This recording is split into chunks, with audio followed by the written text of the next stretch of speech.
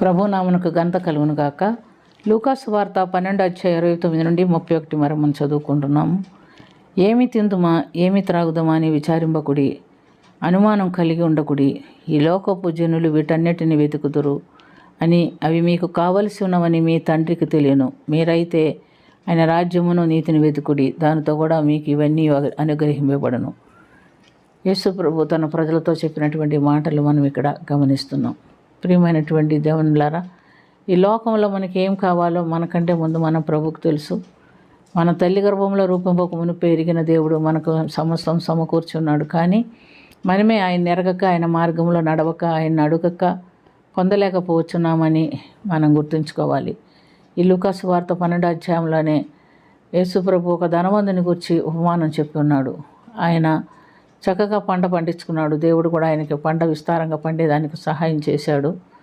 మరి ఆయన అనుకున్నప్పుడు నేనేం చేయాలి, నాకు విస్తారమైన పంట పండింది, నా కొట్లు చిన్నవిగా ఉన్నవి కనుక వాటన్నిటిని పగలగొట్టి నేను పెద్ద కొట్లు కట్టించుకుంటాను, వాటిలో నా ధాన్యం అంతటిని కూర్చుకున్న తర్వాత నా ప్రాణంతో నేను చెప్తాను అనుకొని ఆ కొట్లన్నీ పగలగొట్టి పెద్ద కొట్లు కట్టించుకున్నాడు. వాటిలో ధాన్యం అంతా సమర్చుకున్నాడు. తన ఆస్తి అందే వాటిలో సమకూర్చుకున్న తర్వాత ఆయన, నా ప్రాణమా తినుము తాగుము సుఖించుము సంతోషించుము, చాలా సంవత్సరమునకు కావలసినటువంటి సంపదను నేను సంపాదించున్నానని చెప్పుకున్నాడు.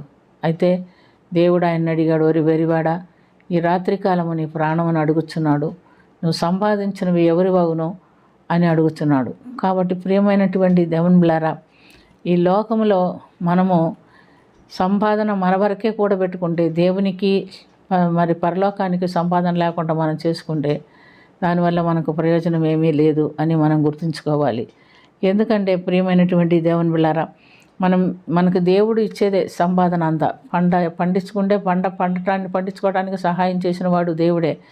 మనంతటా మనం ఏమీ కూడా సంపాదించుకోలేము. కానీ దేవుని ఎడల ధనవంతుడు కాక తన కొరకే సమకూర్చుకునేవాడు అలాగే ఉండునని చెప్పాను. అంటే దేవుడు తిరిగి రమ్మంటే అప్పుడే వెళ్ళిపోవాలి అని గుర్తుపెట్టుకోవాలి.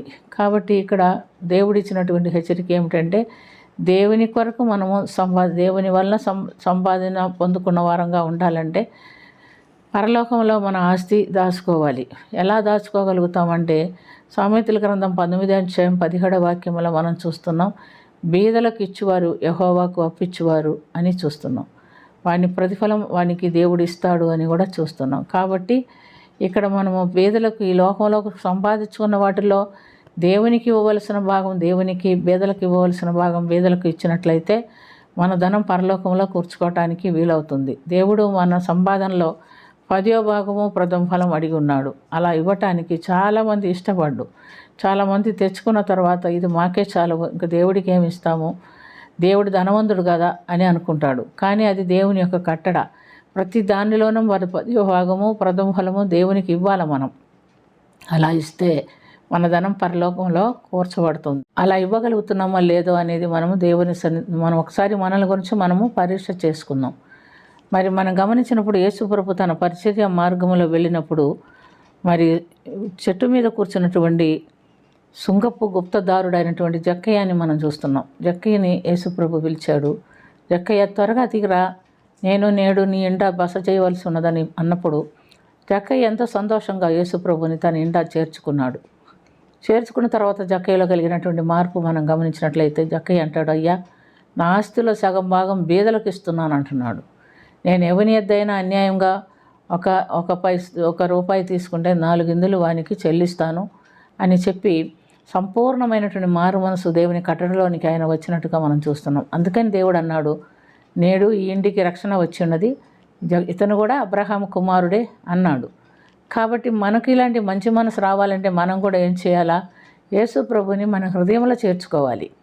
ఆయన వాక్యం మన హృదయంలో చేర్చుకొని, వాక్యం గ్రహించుకొని, వాక్యానుసారమైన జీవితం మనం కూడా జీవించినట్లయితే ఆ ధనవంతుడిలాగా కాకుండా, నా దేవుడు నాకు ఇచ్చాడు, నా దేవునికి ఇవ్వాల్సింది దేవునికి ఇవ్వాలా, పేదలకు ఇవ్వాల్సింది పేదలకు ఇవ్వాలనే ఒక ఆలోచన తలంపు కలిగి మనం ఈ లోకంలో జీవించడానికి నేర్చుకుంటాం. అలాంటి ఆలోచన తలంపు జ్ఞానం కలిగి మనం ఈ లోకంలో జీవించుటకు దేవుడు మనకు సహాయం చేస్తాడు. ప్రార్థన చేసుకుందాం.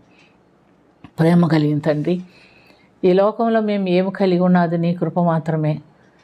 మేము కష్టపడిన ప్రతిఫలం ఇచ్చేవాడు నువ్వే. కాబట్టి నిన్ను మరిచి మేము ఈ లోకంలో జీవించడానికి లేదు. నువ్వు మాకు ఏది ఇచ్చినా దానిలో ఒక భాగం బీదలకు ఇవ్వాలని నువ్వు మాకు సెలవిచ్చి ఉన్నావు. అట్టి ఆజ్ఞను పొందిన వారమై నీ కొరకు మేము ఈ లోకంలో జీవించడానికి మాకు నేర్పించమని, నీ రాజ్యములో ధనం కూర్చుకున్న వారంగా నీకు సాక్షులుగా ఈ లోకంలో ఉండుటకు సహాయం చేయమని యేసుక్రీస్తు పుణ్యనామమున మిక్కిలి వినయంతో అడిగి వేడుకొనుచున్నాము తండ్రి. ఆమేన్.